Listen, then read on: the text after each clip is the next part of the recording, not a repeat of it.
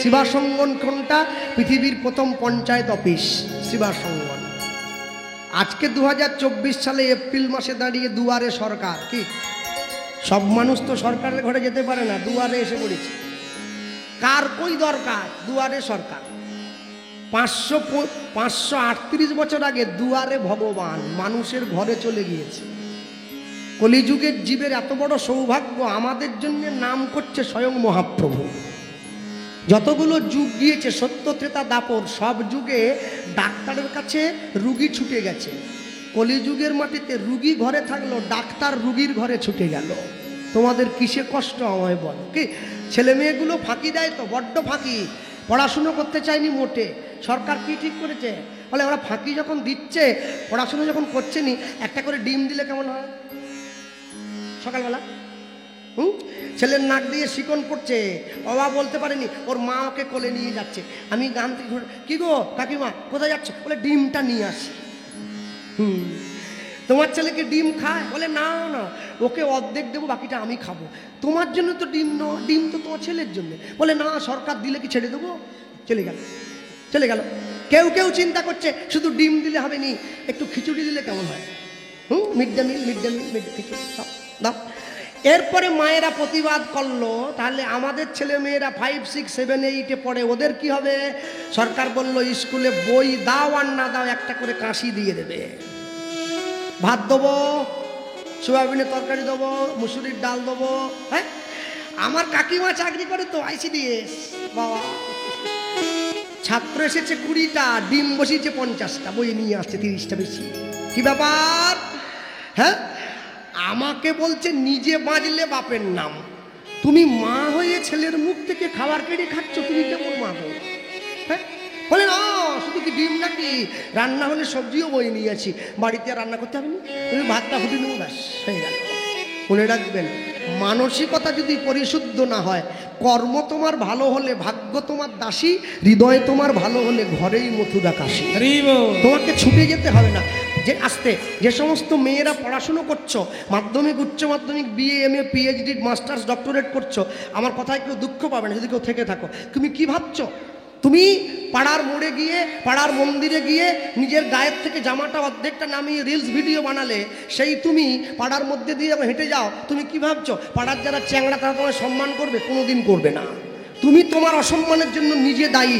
আগে নিজেকে নিজে সম্মান করতে শেখো, তবে তো সম্মান তুমি পাবে। যারা পুরীতে যায়, নবদ্বীপে যায়, বৃন্দাবনে যায়, পুরীতে গিয়ে যদি ক্যাঁকড়া ভাজা কিনেই তুমি খাবে সমুদ্রের ধারে বসে, তাহলে পুরী গেছে কি হলো? তাহলে পুরী আগে তুমি জায়গার গুরুত্ব বোঝো। যে গ্রামে হরিনাম হচ্ছে, সেই গ্রামের লোক হরিনামের মাহাত্ম্য তখনই অনুভব করবে, ভগবানের কৃপা তখনই পাবে যদি হরিনাম চলাকালীন গ্রামের লোক সম্পূর্ণ নিরামিষ সেবা করে, তবে হরিনামের কৃপা পাবে। আমার গ্রামে কীর্তন হচ্ছে, আমি চাঁদা দিয়েছি, গ্রামে মালসা ভোগ দেবো, আর হরিনামকে কেন্দ্র করে আমার বাড়িতে মেয়ে জামাই এলো, মেয়ে জামাইয়ের পিছনে পিছনে পোলট্রি মুরগি চলে এলো। তা করলে হবে না তো, হবে না। অনেক যত্ন করে আত্মার উন্নতি করতে হয়, একটু অনাচার করলে আত্মার অবনতি হয়ে যায়। বলুন, যে মন্দিরটা আপনারা গ্রামের মানুষ সবাই মিলে বানিয়েছেন, এত কষ্ট করেছেন, এই মন্দিরটার দাম বেশি না যে মন্দিরটা ভগবান দিয়ে পাঠিয়েছে সেই মন্দিরটার দাম বেশি? কোনটা বলুন? এইটা পাঠিয়ে। কেন? যা আছে ব্রহ্মাণ্ডে তা আছে দেহভাণ্ডে। তাহলে তাই যদি হয়, যে মন্দির তোমরা নিজেরা বানালে, বিচার করে বলবে সেই মন্দিরে প্রত্যেক দিন সন্ধ্যেবেলা করে তোমরা কি জ্বালাও? ধূপ, প্রদীপ, ধুনো, কর্পূর। যে মন্দির তোমরা তৈরি করলে ইট কাঠ চুন সুরকি দিয়ে, সেই মন্দিরে ধূপ জ্বালালে। আর যে মন্দির ভগবান দিয়ে পাঠালো, যেটার দাম বেশি সব থেকে বলছো নিজেরা, সেই মন্দিরে বান্ডেল বান্ডেল বিড়ি জ্বালিয়ে বসে রইল। এর জন্য বই পড়তে হবে, নিজেকে একটু চেতনা করলেই হয়। কেন? মানুষের অন্তর থেকে যদি মনুষ্যত্ব বিলুপ্ত হয়, মনুষ্যত্ব পশুত্বে পরিণত হবে। দেবতার ধর্ম দেবত্ব, অগ্নির ধর্ম দহনত্ব, পশুর ধর্ম পশুত্ব, জলের ধর্ম প্লাবত্ব, মানুষের ধর্ম তার মনুষ্যত্ব।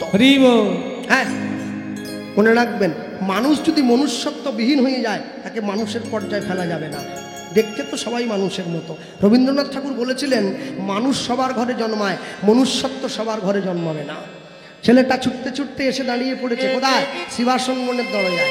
দরজা বন্ধ করা আছে, আর যখন দরজাটা বন্ধ করা আছে দরজার বাইরে দাঁড়িয়ে চিৎকার করে দরজায় টোকা দিচ্ছে, মহাপ্রভু মহাপ্রভু দরজা খোলো, মহাপ্রভু দরজা খোলো।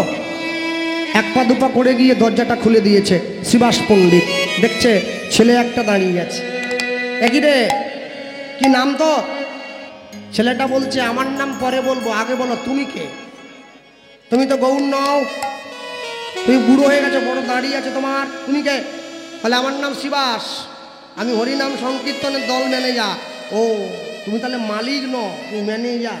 যাও মালিককে পাঠিয়ে দাও, আমি কর্মচারীর সঙ্গে কথা বলে সময় নষ্ট করবো না, যাও। শিবাস পণ্ডিত ভাবছে ছেলে ছোট হইলে কি হবে, কথা তো বিরাট বলছে।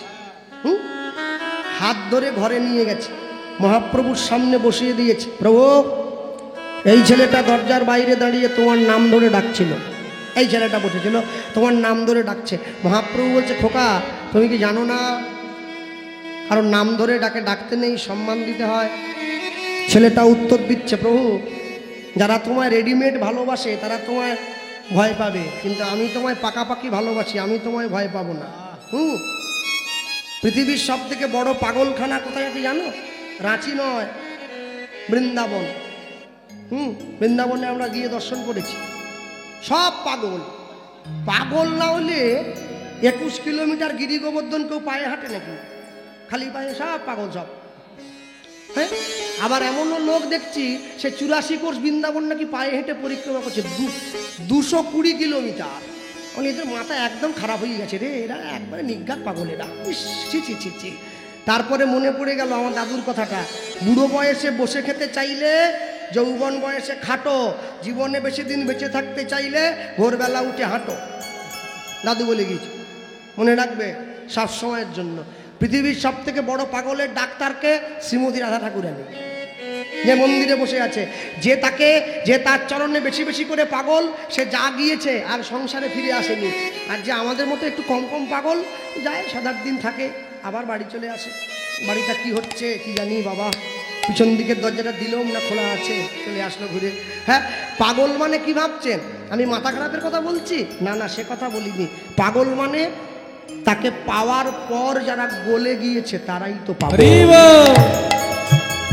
এ পাগল মানে সে পাগল নয়, তার চরণ পাওয়ার জন্য যারা পাগল তাকে বলে পাগল।